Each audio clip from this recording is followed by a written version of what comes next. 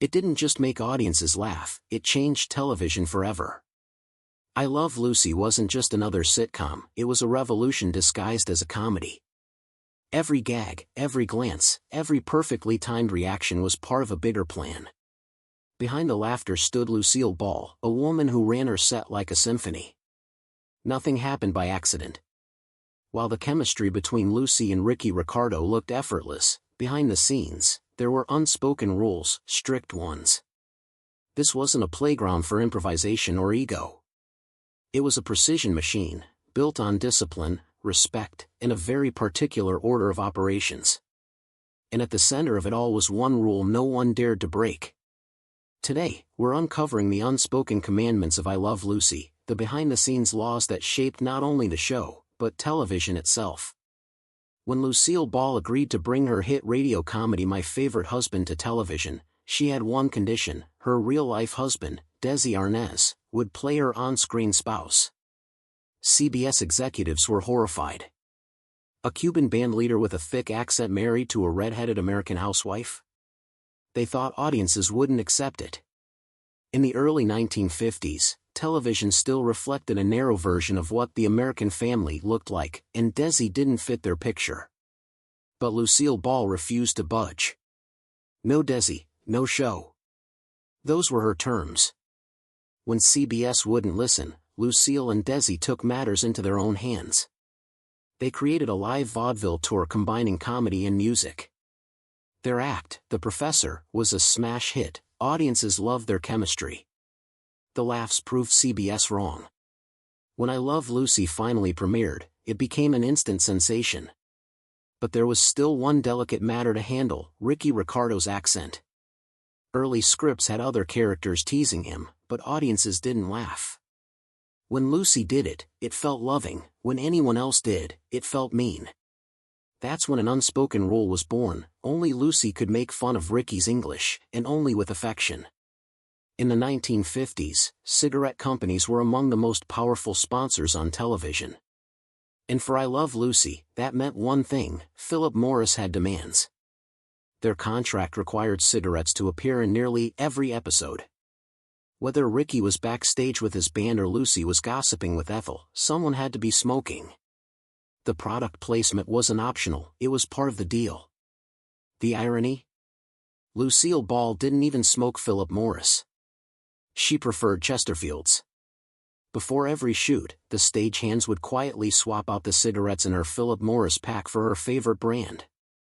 It was her private rebellion inside a corporate world that controlled everything audiences saw. Still, Lucille played along. Viewers never knew the difference. The sponsor got their on-screen promotion, and Lucy got to breathe a little easier. It was a clever compromise that showed both her professionalism and her wit, a reminder that in early television, even the smoke was scripted. The chemistry between Fred and Ethel Mertz is one of television's most iconic partnerships, but getting there was no easy task. Lucille Ball had a vision for the show's supporting couple. She needed actors who could match her timing, challenge her character, and still make audiences laugh. For Fred, she chose veteran actor William Frawley, a man known as much for his drinking as his comedic chops. When Frawley heard about the role, he personally called Lucille and asked for a meeting.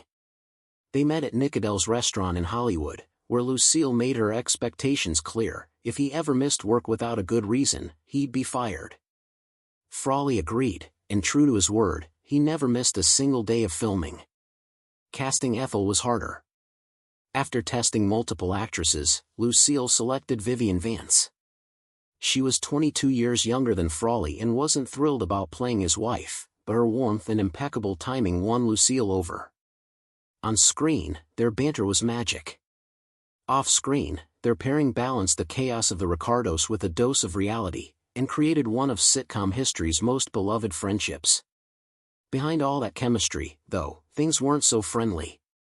William Frawley and Vivian Vance couldn't stand each other. Frawley, known for his gruff demeanor, often called Vance insulting names, mocking her appearance.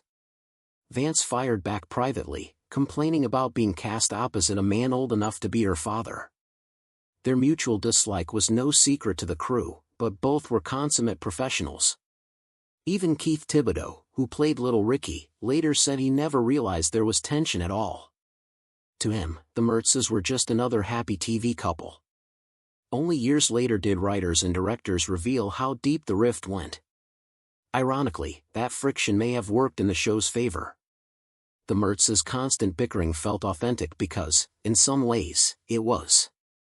They didn't have to act annoyed, it came naturally. The feud that divided them off camera gave the world one of the most believable on-screen partnerships in sitcom history. In Hollywood, image is everything, and Desi Arnaz knew it.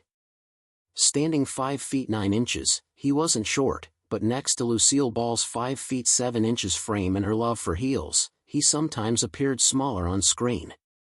To maintain Ricky Ricardo's commanding presence, Desi wore 4-inch lifts in his shoes.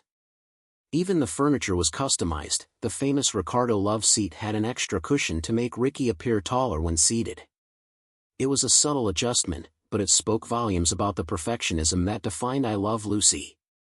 Every visual detail, from costumes to props, was carefully designed to preserve the illusion of balance and charm.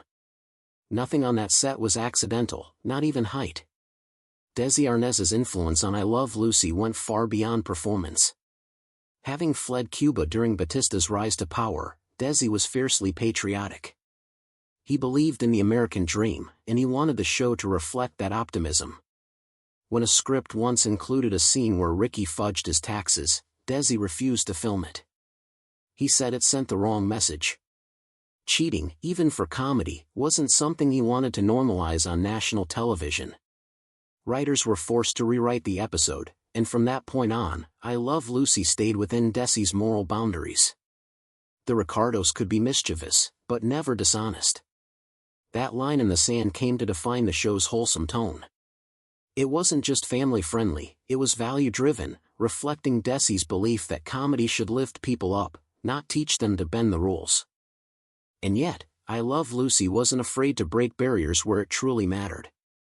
From pushing cultural boundaries to showing Lucille Ball's real-life pregnancy on screen, a first in network history, the show constantly challenged what television could show. But through every laugh, one thing stayed constant: discipline, precision, and respect for the rules that made the chaos work. Behind the laughter, I Love Lucy wasn't just comedy, it was control, commitment, and a love story that redefined television forever. When Lucille Ball became pregnant in 1952, television faced a moral dilemma.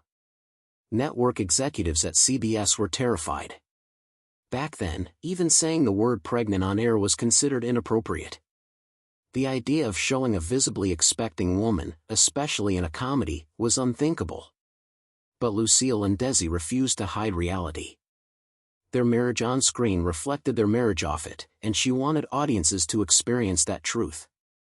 After long negotiations, CBS reluctantly agreed, but with strict conditions. The word pregnant could never be used. Instead, they said expecting. When the Lucy is Enceinte episode aired, it broke every barrier. Millions tuned in to see Lucy tell Ricky the news, and the real-life birth of their son, Desi Jr., coincided almost exactly with little Ricky's on-screen arrival. It was television's first pregnancy storyline, and its most watched. Lucille Ball didn't just change what America laughed at, she changed what America saw. Amid all the behind-the-scenes tension, sponsor demands, and production rules, there was one commandment everyone on set understood: never waste Lucille Ball's time. Lucille's work ethic was legendary.